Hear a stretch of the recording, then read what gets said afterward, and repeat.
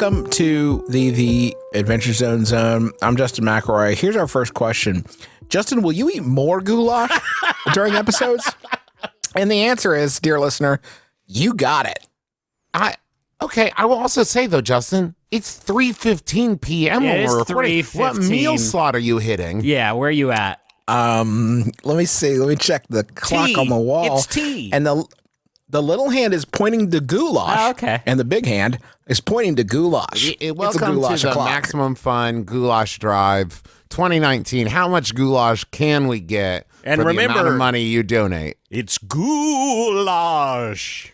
Wait a minute. The Adventure Zone Elementary, the Adventure Zone Fur, the Adventure Zone Goulash. That's this special one-off. Justin, I know that you have enough professionalism and common sense not to eat the goulash while we're recording this episode where we ask people for money, but I would also suggest that the goulash probably leaves a slight residue that affects the tones coming out of your mouth hole, and just make sure you give it like a nice sweep before you start broadcasting. That's my one. That's my one. Of course. Yeah. I'll be sure to once.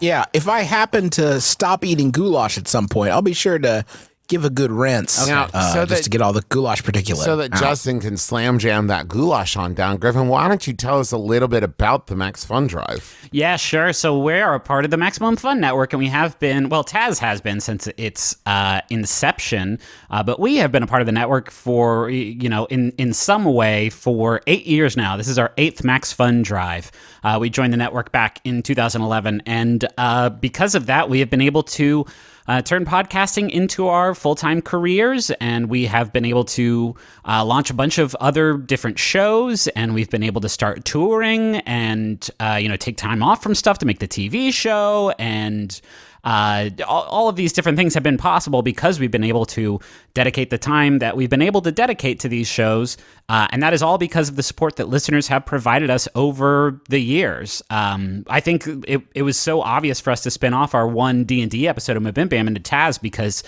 there was a demand for it, and then there was a ton of support for it in the Max Fun Drive. So that kind of like direct support that you can give us, and it is direct when you go to MaximumFun.org/donate, you pick the shows that your money goes to, and a small amount goes to Max Fun to help cover overhead. It helps sort of put the things that you like into the world. And so we're going to talk a bit about it during this episode as we're also answering your questions about Amnesty and live shows and whatever you asked questions about. So think about going to MaximumFun.org/donate. There's some great rewards that you can get if you become a member, including the bonus content. You get it $5 a month, which for us this year includes Honey Heist, or the Adventure Zone Fur, as it has so been titled, which was a really fun thing to record. But we're going to talk more about the bonus stuff as soon as after we answer a few questions. So who wants to rip one of these bad boys out here? What was that address one more time? Well, it's MaximumFun.org/donate. I'll start with a fairly big one for Griffin. Griffin, how have your original ideas for Amnesty changed since their first conception? And that's from Tucker. Thank you, Tucker. Thank you, Tucker. I think I mentioned during like the experimental episode T-Taz that we did about this being sort of Persona influenced. And the Persona games, if you've never played them, they're about like teens going into secret worlds and fighting the monsters there that are like influencing their stuff while also having all this day-to-day drama. I don't necessarily know that Amnesty is that necessarily. And in fact, I'd say that like what Amnesty is now is kind of nothing like what I envisioned it would be. And I'm happy about that because I don't think I had a great idea for what it was going to be beyond the pitch of, West Virginia ski town with monsters in it. But I think it's turned into something kind of bigger than that. And honestly, for the last like couple arcs, I feel like it's been way more play driven and way less like big picture. Like where we are now is I have no idea. Like I have no idea where we're going. I'm sure we'll get there. And I haven't had any idea for a while. So it's less like that the world has changed out of what I thought it was going to be before we started playing, and more that like the way we are, doing storytelling has changed pretty drastically. Which I'd be curious to hear what the other three of you feel like, because it's definitely like a different way of making donuts than we did with Balance. It feels like. I think that connects to another question too, where Desperate DM asked, how do you write your notes for sessions, especially for parts where the players dictate how the game progresses?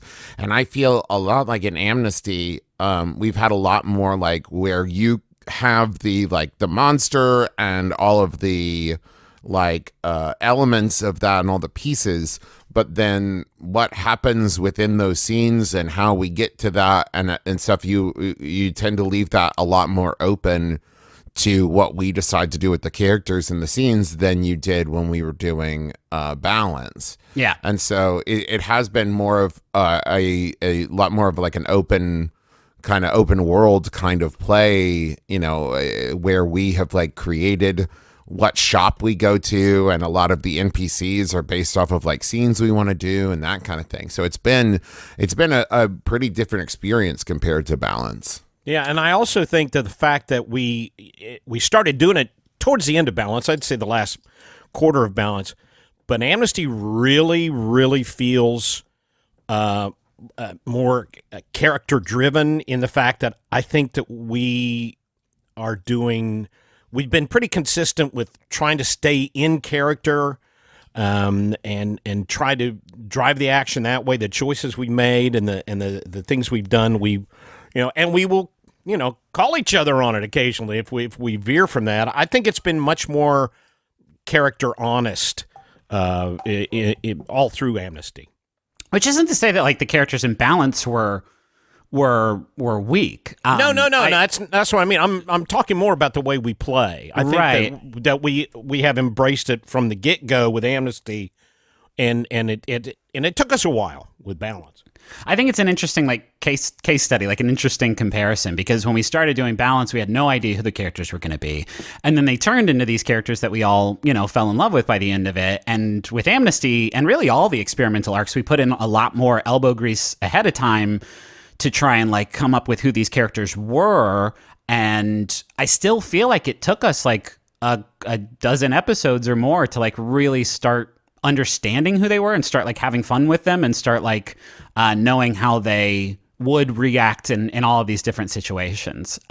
So I think we ended up kind of in the same place, even though I think we tried to put in a little bit more effort to inform who the characters were before we got started. But it's interesting. When we were creating characters, I'll speak for myself. When I was creating Taco for the Adventure Zone, a lot of the Taco things that made up Taco as a character came from a disinterest in any sort of like consistency or continuity.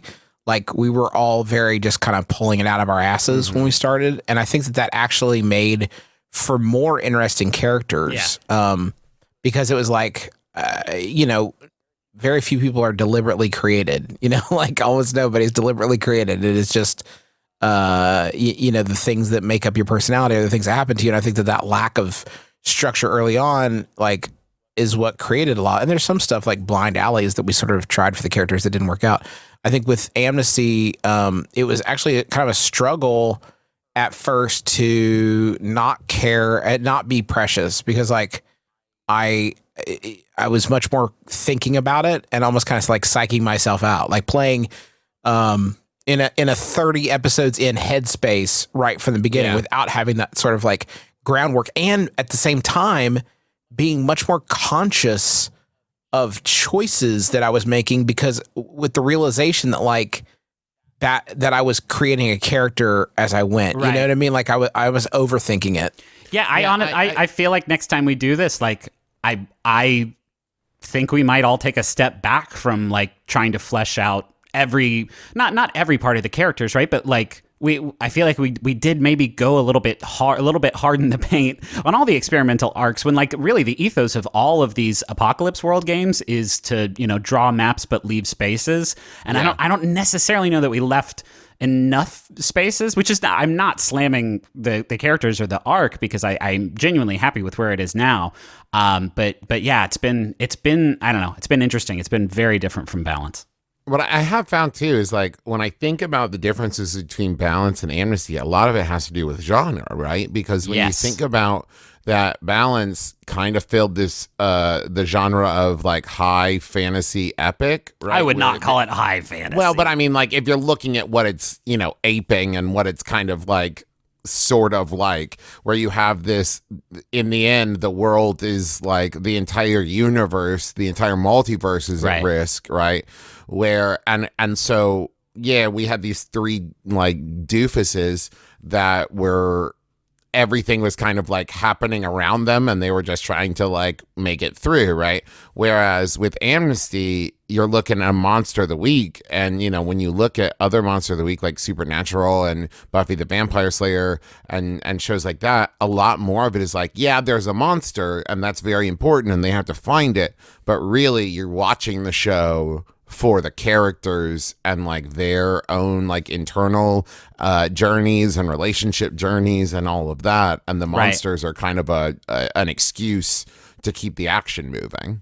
It's a more tension-driven experience than like an exploration, sort of wild, footloose and fancy. Like, I don't know that we could do a scene in Amnesty where you're just chilling in a mud bath with your boss, like that. Do you know what I mean? Like, because there's a fucking werewolf out there that's trying to eat everything. And I don't know. It is a different type of storytelling that I don't think any of us really appreciated. It would be. I think we all thought like, oh well, now we know how to play RPGs. Let's just do this monster one. But really, like, it's a different kind of story. It's a different environment. It's different types of characters. It's a different sort of tone. Like, there's a lot of stuff that has been different with Amnesty. I got one from Paul Zemandius. Clint, is Saturday Night Dead and the Cryptonomica based on Svengoolie by any chance? And if that isn't a primary influence for Ned's whole deal, what was? He feels very nostalgic in a way I can't put my finger on. It's because the guy playing him is old, hence the nostalgia. What? No. Here's the thing. While Svengoolie is an example of... Can you explain what that is? Svengoolie is a monster movie host on... I'm trying to remember which... I don't remember which network it's on, but he's still doing it today. It's... Me TV is the network now. Okay. Yeah. And it's in a long tradition of monster movie hosts like Zachary and Margus. Elvira, Vampira, who Elvira was a pastiche of. My favorite was Dr. Paul Bearer, not the one from wrestling. But these used to be prevalent. There used to be all kinds of these monster movie hosts, and there was always humor based around it and really cheap jokes and the crummier the movie, the better the show would be. And that's kind of where I was coming from. That I am a fan of Svengoolie. It genuinely is, while it's cheesy sets and everything else, it's pretty well written and he's really hysterically funny. But yeah, I was going for that whole monster movie hosting vibe with the whole thing of Saturday Night Dead. Yes. Which is why I chose such horrible movies. This question is from Jesse. I remember a point when the new arc was starting where it was mentioned that Commitment and Dust would be revisited during live shows. Is that still planned? I would love to see those characters and stories come back in some way. Aw. Let's talk about live shows. Yeah. I know some of the questions have to do with live shows, which we've only been doing Balance for, and we've been doing them every other month, every other tour or so that we do. We do a Taz Balance. And did we say that we were going to do live Commitment and Dust? I remember saying that we wanted to return to them in some way. I don't remember saying in a live environment, but maybe we did. That was such a long time ago now. Well, it's on the internet, Griffin, so it must be true. It probably is. So we just got back from the Joko cruise, which was a hell of a lot of fun. And our Adventure Zone offering for that cruise was a performance of 5 Sherlock Holmeses and a vampire with special guest Pat Rothfuss. And that was our first time doing a live show that wasn't Balance.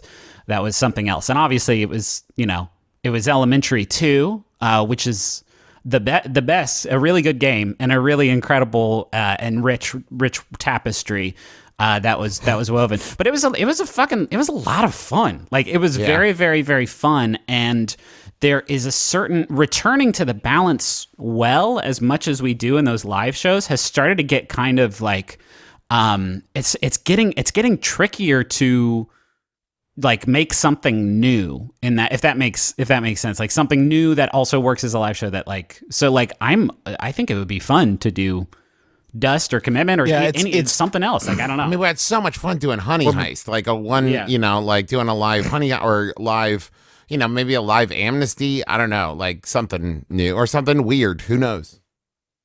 I mean, it's if we're being honest, right? There's no reason not to be like. Yeah, we can edit it. We can always edit our honesty out. I mean, part of it is like when you do a live show, you book a venue, right? And then that is predicated on selling a certain number of tickets. And if you don't sell those tickets, then you lose money on the thing, right? So there's definitely a concern that like, I think a lot of people, or our suspicion at least has been that a lot of people who come to those shows are coming to see the balanced characters, right? But so that's part of it is like we would have to be really clear up front, that it was not a balanced show, but also it would have to be like, I don't know what, like we'd have to choose a venue, like guess how many seats. We don't have the data, right? Guess how many people would want to come. We have absolutely no idea. And that's really tough. It's really tough to do. And there is a sense that we loved the way the world ended in the podcast. We loved the way where we left the characters. And I mean, if we're being like super honest, there does start to come to a point, and I don't think we're quite there yet, but it comes to a point where you feel like you're a cover band, just like going out and playing. The like parts in Galaxy Quest where they're like opening up the car dealership. That's and maybe a like, little. Like grab Thar's hammer. That's like I said, not there yet. Yes. I cast Zone of Truth. Yeah, and there's this point on these deals. These deals can't be. The other thing is these prices can't be for there's real. also an element of it's been a long time since we it's been a year and a half, right, since we wrapped up Balance, and even longer than that, right? God, when did we? I don't remember. Anyway, August 2017, right? 17, I think so. And so like. It's tough to remember a lot of stuff, but not only, I remember most of the stuff, but also like D&D is kind of getting a little bit tough to play in a live environment. I remember when you take 2 months in between. When you take 2 months before touching it can get a little bit rough. But also like Justin, we were talking after the New Orleans show where you were like, Taco I think is great at like doing stunts at each live show of doing like some wild thing that nobody expects, and it's like you looking through your spell book like, I've kind of done all that. Like I've done all the spells. There's not that many spells that I have. And so like there's a mechanical thing that's all this to say, I don't know. I think the future of live shows. The reason we're talking about this so much is like, this is an extension of conversations like we have all the time. Because we don't want it to get stale. Like if you're going to show up and show up and support us, like we don't want to be like, okay, cool, we're gonna ramble off some character names that you like, and then I don't know, bye. We want it to be good. That's not what we're doing. Like that, I would not like sell any of the live shows we've done short by saying it's like that. But any step in that direction at all makes me super uncomfortable. And we want to stop doing those before we do the one where we're like, hey, we didn't do anything interesting. But at the same time, time, like the Joko Cruise show was super fun, and it was I think more humor driven than gameplay driven, obviously because we were playing 5 Sherlock Holmeses and a vampire, but also like we made a new thing, and there was and the same with Honey Heist. Honey Heist is a game about bears trying to steal honey from Honeycon, and yet at the end of that I was like, I feel good about the story we just told. So like I don't, I'm not thinking of it as like a loss. I'm just thinking of it as like our views on the core podcast show that we're doing, because we've moved on from Balance, kind of starting to come like align with how we think about live shows too. Speaking of Honey Heist and Sherlock Holmes, Brian asks, where do you get those one-page RPGs like Sherlock Holmes and Vampire and the Bear Honey Heist game? Those sound like lots of fun. Trav, you came up with the idea to do Honey Heist. Yeah, so I mean, the thing is there are all of these, Do they mean literally where do you get the files or like the where do you ideas from- find them? I torrent all of them off Yes. LimeWire, and I found it under a Kazaa. log in the woods. I like watching a lot of like actual play podcast things, and there's lots of like role playing game like streams and stuff on YouTube. I first became aware of Honey Heist from Critical Role doing Honey Heist. Yeah. But the internet is just full of one page, one shot RPGs. And like we just came upon one. Somebody tweeted at us a Carly Rae Jepsen. Oh, yeah. One page RPG. It will not surprise you to hear that I got sent that one a lot. Yes. I'm not even on Twitter anymore, and I could feel the reverberations through the air surrounding my computer of people hitting me that.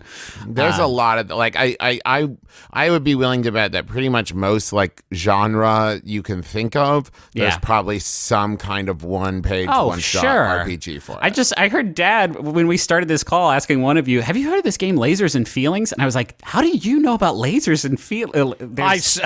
I found it on Justin's printer. Oh, okay. Oh, okay. Justin's doing pirated that's Dad's copies. sort of discovery engine for these Well, games. I have another backdoor hack. Have an uncomfortable moment on a beach where you interrupt Will Wheaton and his wife having a nice conversation to ask him for recommendations. about That'll pages. do it too. That'll do it really too. awesome. Yeah. And hey, that's a good way to turn me into a ghost. Yeah. So that's another cool way. I could just be a whole skeleton. Here's a question from Ashley, and I guess this is for Griffin and Justin. Was Minerva always going to die, or did a bad vision or role kill her? This is a wild question. Don't know that Minerva is Right, dead. exactly. That's It's the worth first noting. thing. And the other thing is that I don't know. I don't think about this. You never. Oh, that's right. You never saw We me can't die. conjure that into our show that is a safe space for friends. No, it's not like she was always gonna. It's not like when I was writing the thesis of Amnesty before we started. It was like he's gonna have this holographic alien friend who's going to train him until she gets, her planet gets hit by a meteor. But like that was part of the bad vision role, right? And because of that, like I have to follow up with those hard rolls. I have to follow up with those hard moves when you guys fail, because that's like the big tool I have for shaping the story. If you think about it, like when you guys roll well, you're in charge of where the story goes. When you roll poorly, I'm in charge. And so like I can't just say like there's a meteor and then there's not a meteor. And then Yeah, but you wouldn't have done it if it broke. Because that's the thing people always asked about during balance, too, is like a time when Justin and Travis and Clint broke the game. Like, that's not really how No, that's not RPGs like this work. the way that it went was Justin rolled this roll. I knew that the monster was going to be a thing that made bad things happen. And when I thought about it, when you failed, a very bad thing that could happen is a meteor strike, right? An asteroid hitting the planet. And then as like, I think after we finished that episode or so, I was like, oh, what about, if it's not your guys' planet that gets hit? This was not a thing that was always going to happen. These visions are like my favorite part of the game, trying to get to them, trying to like figure out a way to get to them, which is like, we have not even touched the vision that you had for the arc that we are currently in, where you saw Leo, dead in your arms in front of the telescope.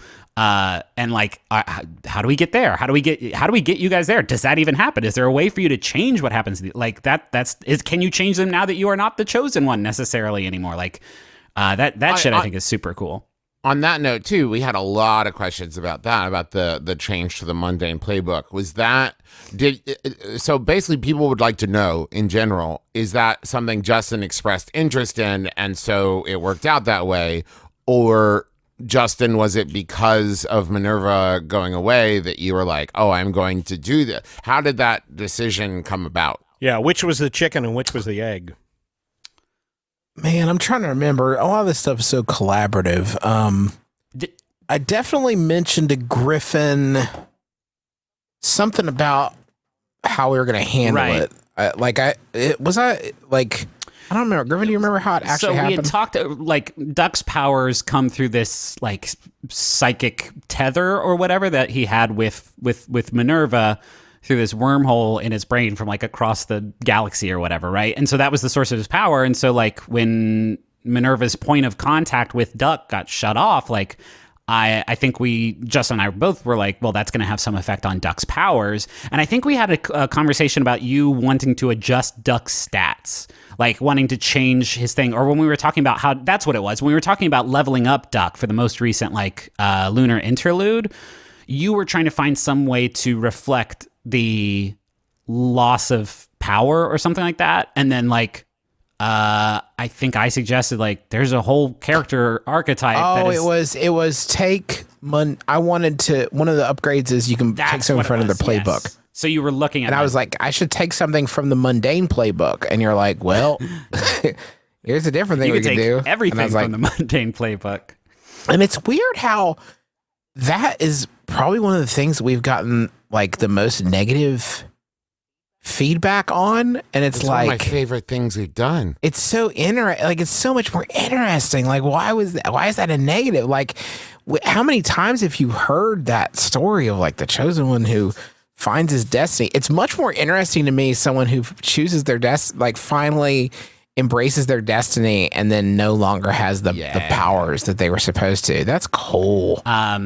It's cool. It is not a lot I can do in any given situation, though. That's pretty chill. Welcome to being Magnus. That's fucking wicked not true, because you've used your power to convince somebody to do something to keep them safe from harm like 4 times in the last 2 episodes. True. Like it's the mundane does shit. Like the mundane has a role. You all can beat ass, right? Like even you as the mundane have beaten ass. But now you have this other thing that you can do. Let's take a second to talk about the MaxFunDrive. I love Daddy, it. why don't you go ahead and start telling us some of the donation levels. Again, if you hear this, the spirit moves you, MaximumFun.org/donate. Choose the level that works for you, and get these great rewards. Father. And that's a really important point. What works for you. Do what you can. But we do have some levels, some suggested levels. There's a $5 monthly membership. You get all this bonus content, exclusive bonus content, unless we've been hacked, which I don't think we have.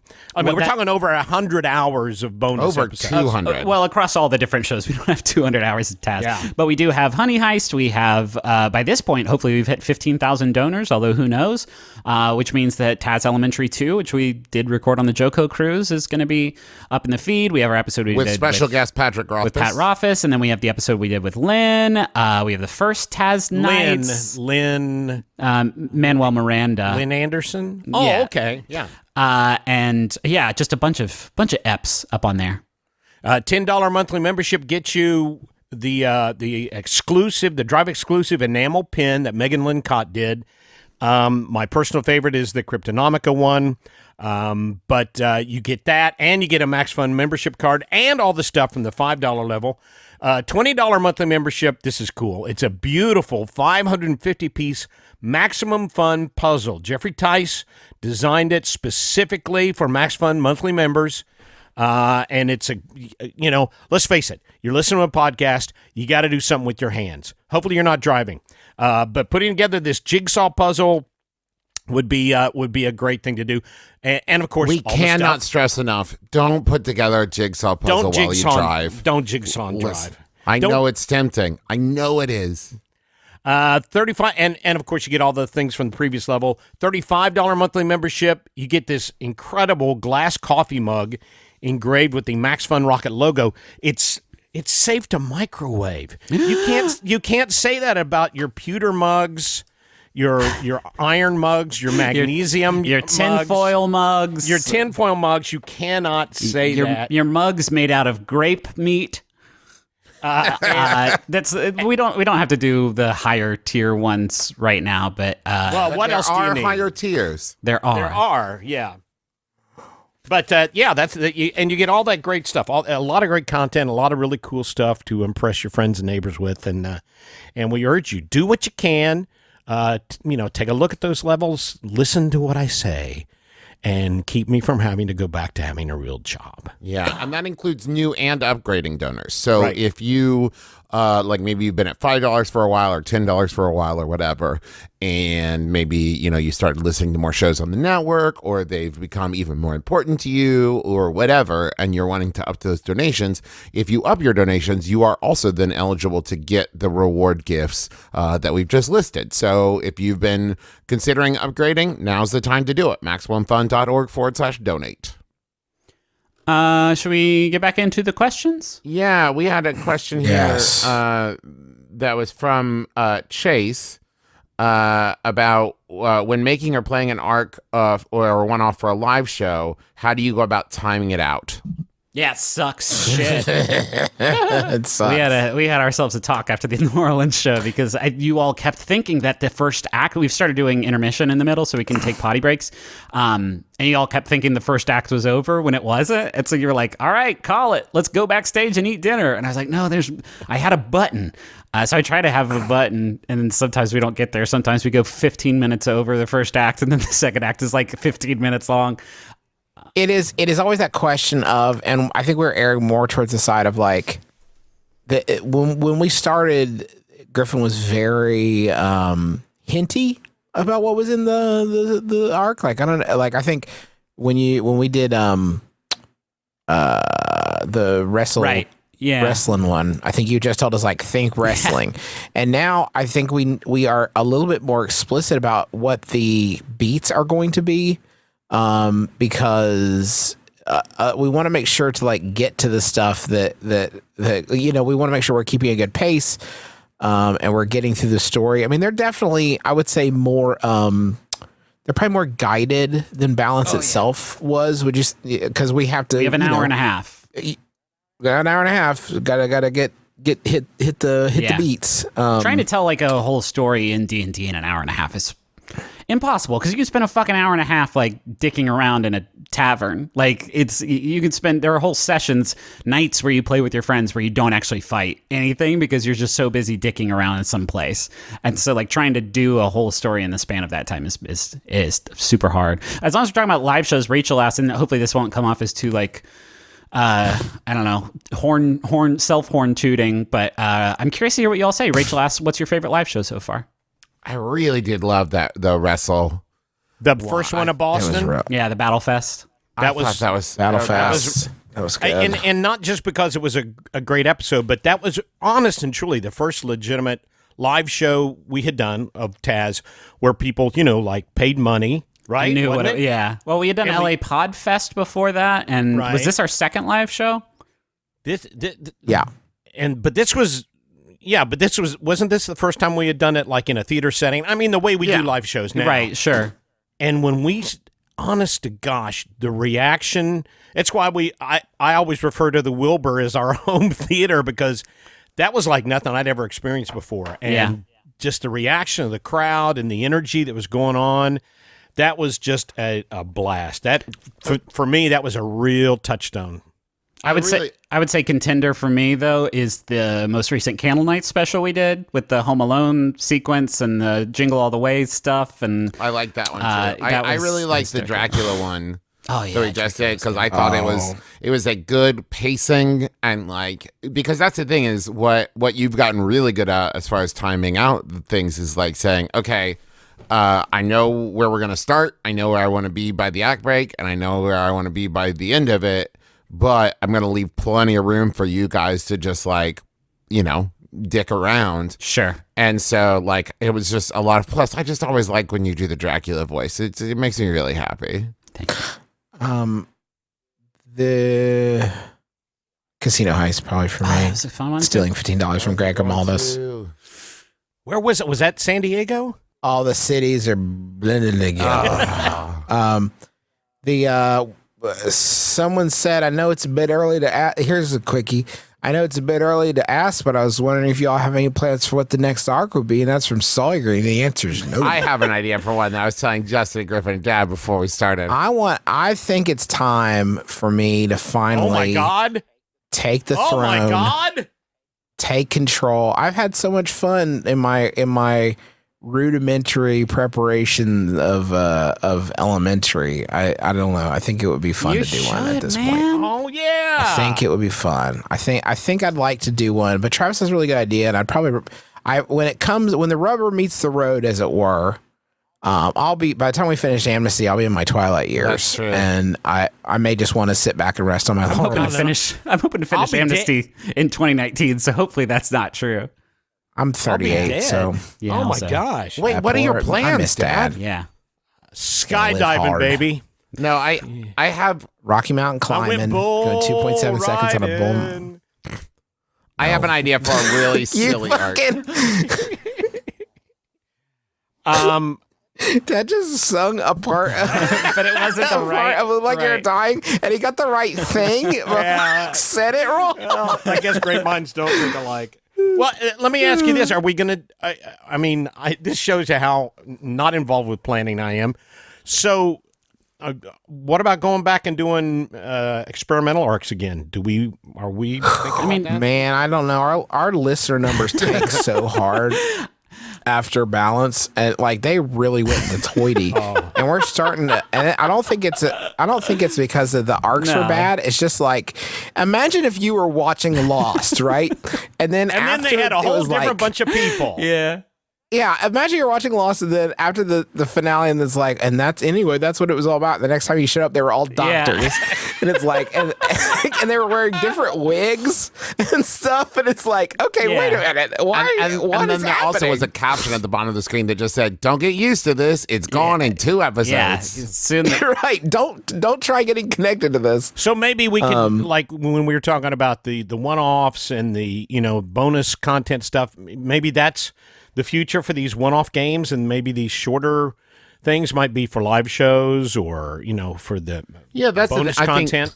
I think that what we are kind of always doing is trying to figure out like what is best for the audience and for the show, and trying to find, like, we've had conversations before about like doing alternating stuff in the off weeks, but then once we really God, that'd discussed be it, bad.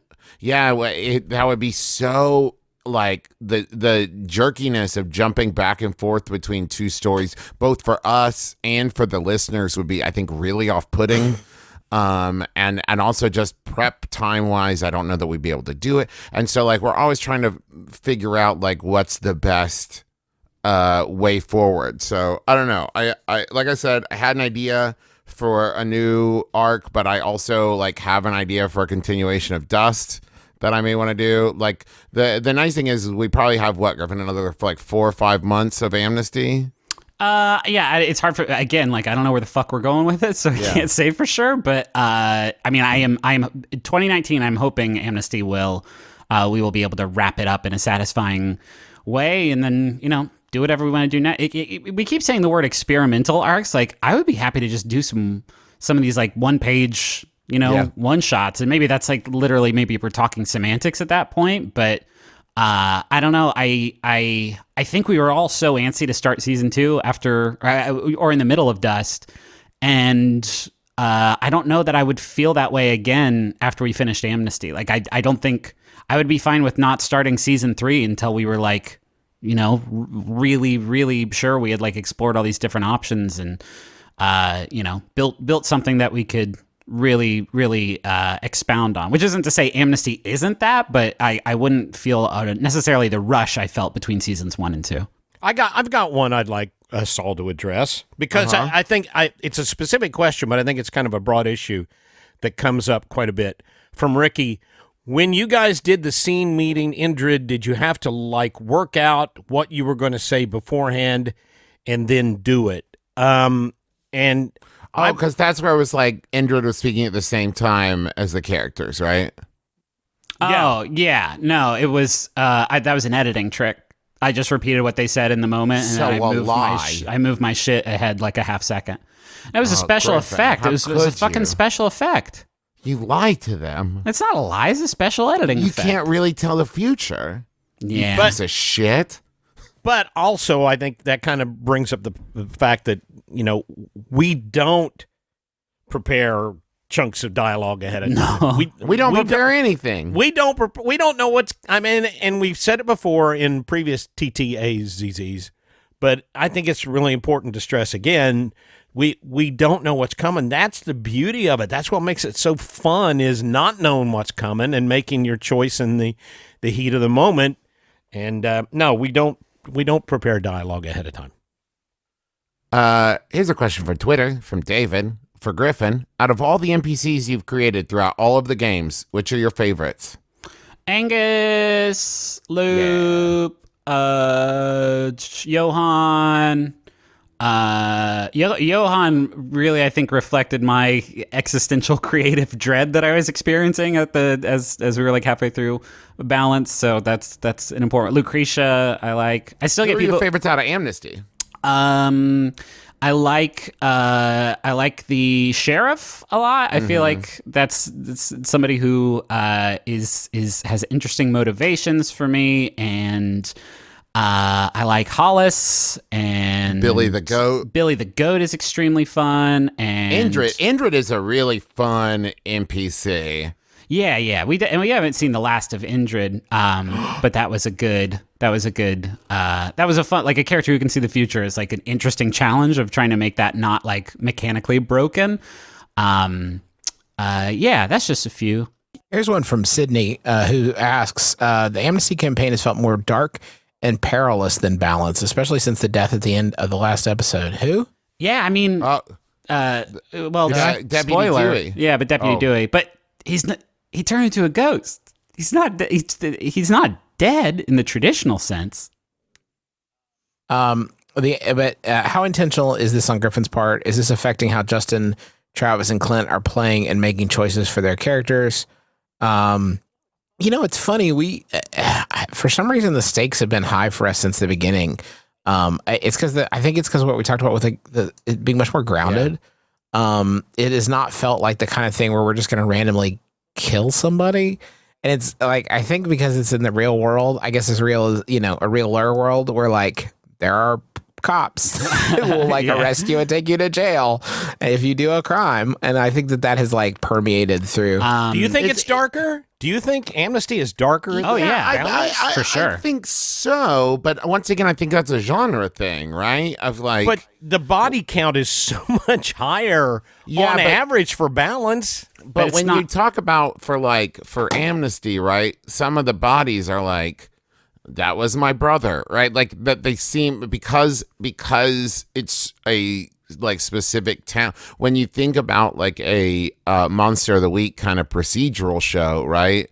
One person dying is a way bigger deal than like in a high fantasy, like an army of people being slaughtered by an evil warlock or something, right? It's the gravity of, because I think a Monster of the Week thing is so much more character driven, that having like, but I knew him carries so much more weight to it than like an entire town wiped off the map. And I think one intentional thing I've been doing with the tone, especially for this arc and the last one, is trying to figure out a way to actually imperil you guys in the world that you inhabit, which is to say, and it's kind of that like Wonderland style of thinking where you guys were demigods, and it was like, how can I hurt you? Like, how can I actually endanger you? How can I add stakes to this? And that informed like literally every part of the design of Wonderland. There's an element of that where, the first arc you were fighting this big animal consuming shape-shifting monster, which is like a cool, scary visual, but it's a monster that you stab with fire and then it dies. And then the second one, I was like, okay, well, what if you can't stab it? And that's how the water monster came into being. And then the third one was like, what if it's, not attacking you with claws or with physical damage, but with like fate and with accident? And so, and with that one, I was like, that's scarier to me. That is way, way scarier to me, because you don't know what angle it's going to come at you. And then the one I have now, like, you guys don't really know what it is yet, but it's not a thing that you can just like grab and shoot. It is a more sort of, and for me, like, that is trying to set a tone that is a little bit more dreadful, because you all are powerful, but that power, it can't just be you blasting it with fire. Like, you have to figure out what the fuck it is first and stop it from doing what it wants to do. which is honestly, which is how Monster of the Week is supposed to be played, and is like a really, really satisfying part of the game. Like the monster is, in a lot of ways, like a PC who has its own wants and desires and is trying to get them and not just like kill you. So I feel like that's why it has a darker tone than Balance, which is just like, go get the thing, and there will be dangers there, but you have a guy who can literally cast a resurrection spell, so don't even sweat it. Well, I will admit I agree in the fact that I do feel like we have a better chance in Amnesty of, one of the main characters. You went to the hospital, like one of you dying. One of you, yeah, I know, but I mean, knocked the fuck out. Came close to death. Yeah, and I don't know if I ever felt imbalanced that one of Merle, Magnus, or Taco would die, although they came close a few times. Sure. But in Amnesty, I very easily could see it happening. Yeah, Well, and it wouldn't be like necessarily. It wouldn't be like Taz, where you get in a fight and it goes south and you die. It could just be like a bad roll, and you get get hit by the truck, and like at that point it's not I can't say you're hit with 3 harm by the fucking truck, like you're dead at that. Like these things can, in Amnesty, like that's not out of the realm of possibilities. And not just physical damage too, because the question about how does this affect how you play your characters? Absolutely, because like with Magnus, kicking somebody off a cliff, just what he does. He's a fighter. Haha. Like the thought of Aubrey having to murder somebody to like keep a secret or to protect somebody, that is going to have long-term psychological ramifications. Like that's not something, I don't know if it's the tone of the game or the mechanics or because it's much more grounded characters or what, but like I saw somebody point out like when we were in the morgue and like how we all hesitated to attack and how different that was than the Trace Horny Boys. But that's because like Aubrey doesn't want to just recklessly kill people.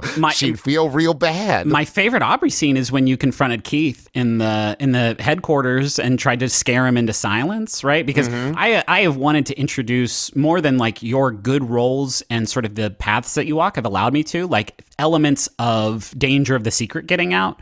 Like, having a FBI agent living with you, like I thought like, ooh, this is going to add some drama, but now he's just kind of like chilling, reading the newspaper, having coffee there every morning and hasn't really had a moment to really investigate y'all. But like that moment with Keith where you're like, I know you know what's up. And Keith is great because that only happened because you spitefully melted the snow beneath him and he realized you had magic powers and started following you. Everything that happened with Keith happened because of that role. And that is why the Hornets are like now sort of like on the case, is all of that snowballed from that one action that Aubrey took during the skiing episode.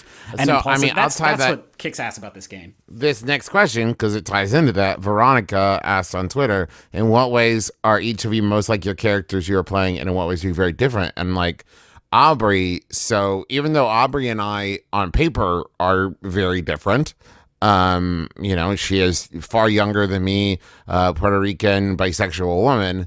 But at the same time, like at our cores, we're very, very similar. Like Aubrey has ADD, I have ADD, very impulsive, like confident and nervous in weird, specific, different ways. But like one of my favorite things is like where with Magnus, I played Magnus impulsive, but in a very like foolhardy, heroic impulse.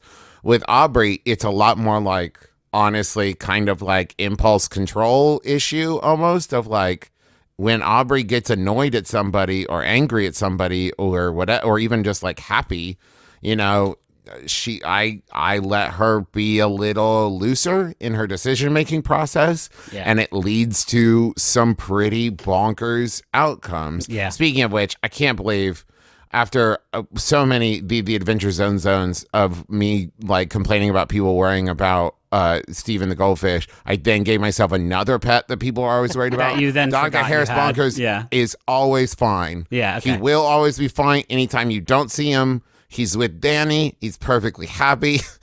He's great. Well-fed. Yeah, he's well-fed. Organic. Carrots. Hey, He's Juice. sleeping so much. Juice, what about you and Duck? What about him? How are, Duck, Young Duck is more based on. I didn't actually have a youth as cool as Ducks, but sometimes I would like hang out with cool people, and it seems like that's what they were doing. Like a lot of like Tony Hawk and the skateboarding stuff is like was not my childhood, It was but it's Tony like Hawk's. sort of based. Kind of like based on cool people that I knew later, and like kind of how they. You remember, the bit in Waiting for Guffin where Eugene Levy says, "I was not the class clown, but I sat next to him and I studied him." And I picked up a few things that made people happy. So that's pretty much like Duck. Honestly, a lot of what Duck is kind of me making a lot of opposite choices from Taco, right? If you look at it like very bad at lying, like very bad at any sort of subterfuge. The very bad at lying thing, by the way, just since we're speaking a whole episode out of character, is one of my favorite It's very good. things about, No, I think as about all of fa- Amnesty, it might be my favorite like element. Thank you. It is what I would say to people who do like role playing, it is one of the things where if something were sometimes it's worth it to make a hard choice like that. Like those hard lines you can draw are a real comfort when you're role playing. It's like doubly so if you're creating entertainment as you're role playing, but like it's nice to have things that you know how you are going to react to. Like it gets you into a kind of a groove where it's like, okay, well, I know one of the things I know about this character for a fact is that they're bad about lying, and you have to discover those things. They usually don't work, I think, if it's predetermined, but it's so nice when you find them because it really helps to help a character sort of take shape. It's sort of like conflict. Nobody wants conflict, but everybody wants conflict in their stories, so they'll be interesting.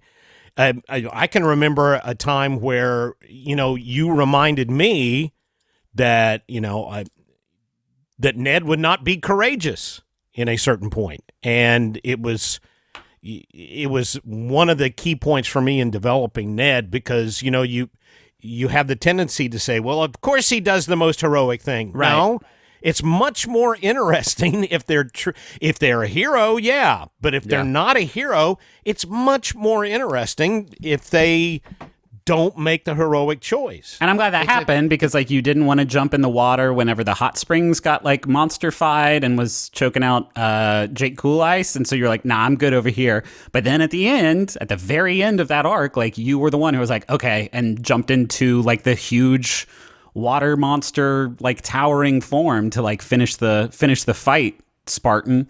That was like, and that's a neat sort of juxtaposition. Yeah, I will say that's one of the like big differences that I'm trying really hard, and I promise to be more conservative with using the luck stuff from now on, because it's really hard for me to let Aubrey fuck up. Like, I want her to succeed, and because that was.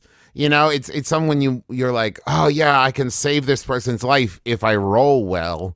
And then it's really hard to be like, oh, but I fucked up and they'll die because I fucked up. And then I have to remember it's a game and it's totally okay. Well, and my favorite stuff that's happened, I feel like came out of failures from y'all because that is where the story can pivot. Some Shale on Twitter asked, what happened to Pigeon? That's a great question.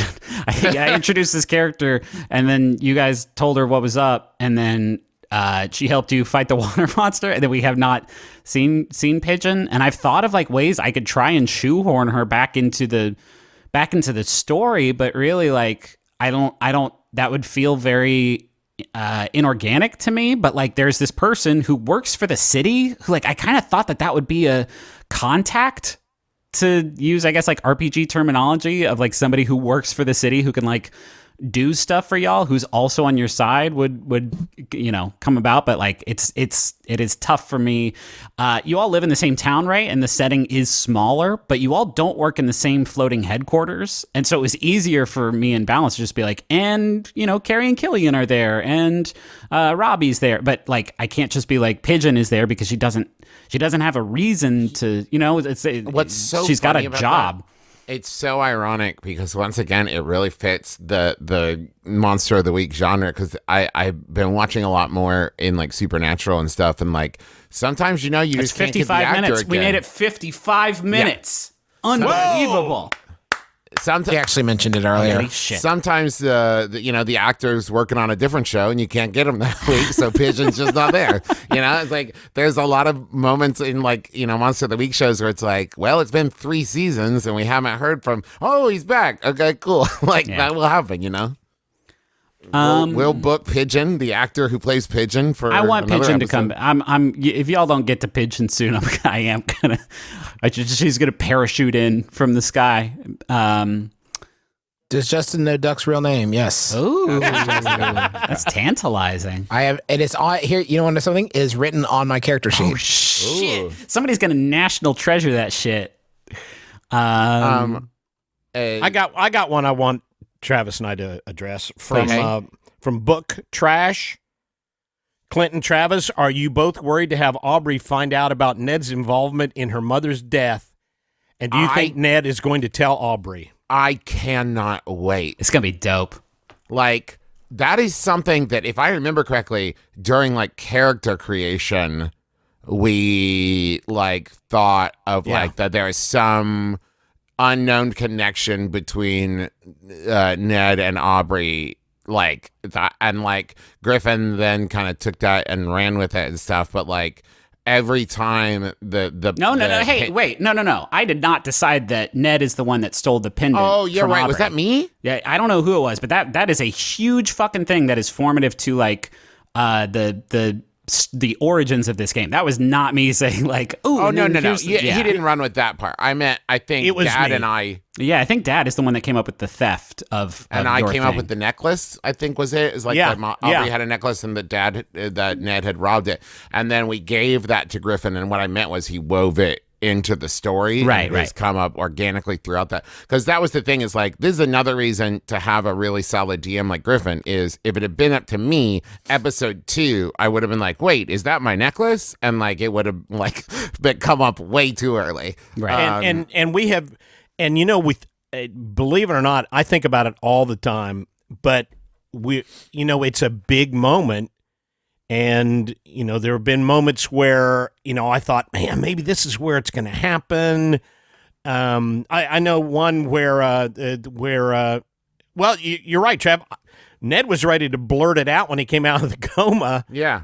But it wasn't the right time. It's a big moment, and Ned's not and I am worried about it. I am worried about it.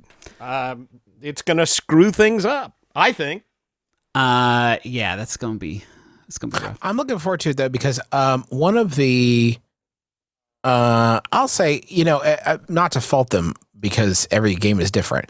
One of the weaknesses, I think, of Monster of the Week, it does not have a lot of inbuilt moments for character connection. We've had to work a lot harder, I think, to find places for that, because I don't know what it is necessarily about D&D. I think it's because so much of it is driven by roles. There are a lot of opportunities for the story to pivot, for you to make a lot of little choices where your success or failure will be limited by how well you roll. And I think that and there's probably other reasons that are not occurring to me at the moment why it's better, but we have had to work a lot harder to get to build character bonds. It's a lot more directed toward, I think that's part of the mystery genre, right? If you think about mysteries, they're very rarely about character growth. They're much more plot focused. It's just a tone thing. Like, I feel like more than anything else, it's just a tone thing, which is not, I don't think that's a knock against the game or the genre, but I said it earlier, there's no time for love, Dr. Jones. You all are in a constantly precarious situation. And so I do think, for whatever reason, for me, I don't think that's a game thing. I think it's just the story that we are telling is Balance was all about these literal bonds. That was the whole thing. And I don't think that there's been no character, relationships that have formed in Amnesty, but it is not as explicitly about those bonds, and so like that's why I don't think we have like the constant sort of connections between every single character like we did in Balances. We also had more time, right? Like Amnesty ain't gonna go 69 episodes. As funny as that would be because of the sex.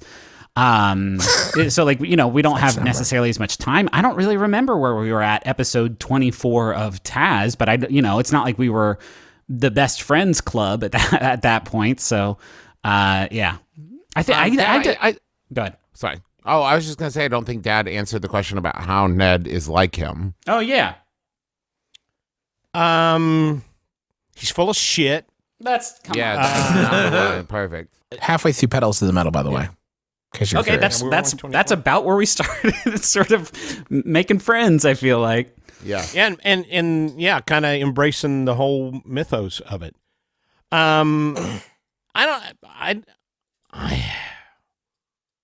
I don't know if Ned is much like me. I think that Ned, I'm under some situations I can be kind of gregarious and like I said, full of shit. But for the most part, to me, it's attractive.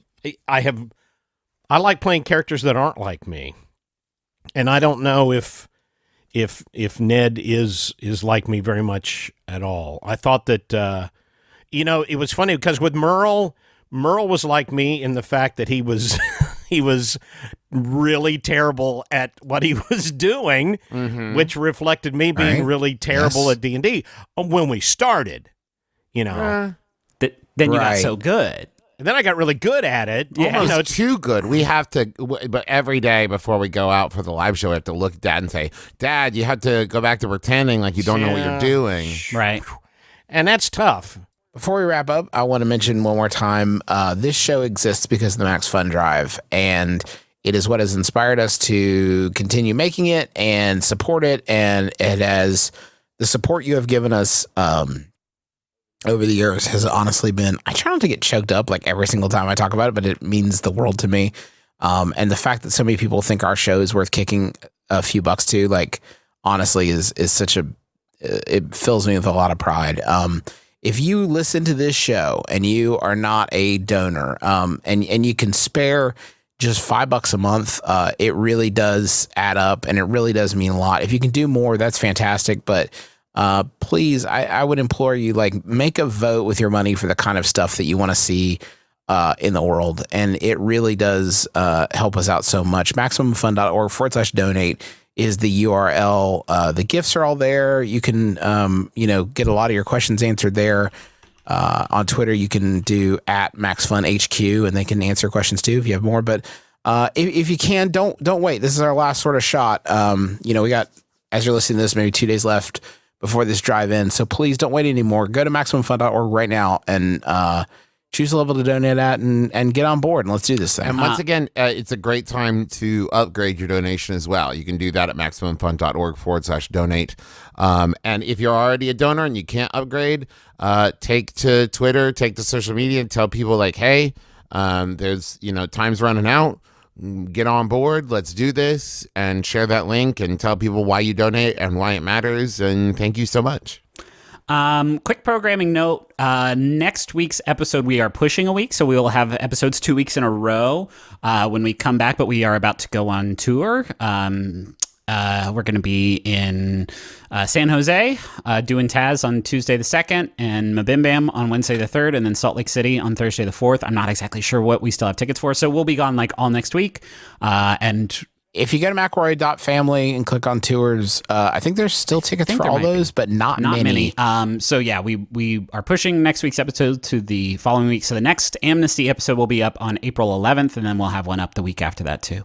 And if you do not know the way to San Jose, check with Burt Backrath. Okay. Yes. Thank you, Mac. I think that's it. Thank you all so much for your questions and for continuing to listen to our show. And I hope you stick with it and support us at MaximumFun.org/donate. And what else? Is that it? And as we always say, now it's your turn to adventure. Hero. Do we? As we've already said that. You are now leaving the zone of adventure that is it here. Get in the zone. Adventure, it turns Adventure out, zone. was in you. The zone of the is in adventure you. zone. Yeah. You're going AZ at Adventure Zone. Discover what you can do on your own.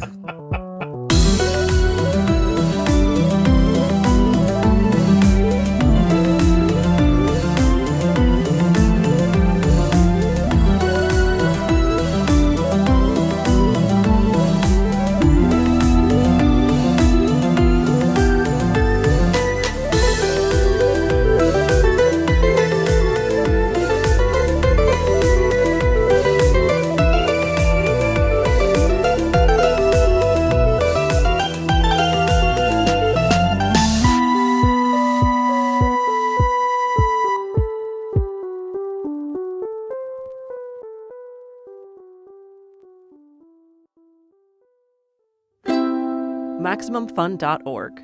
Comedy and culture. Artist owned. Audience supported.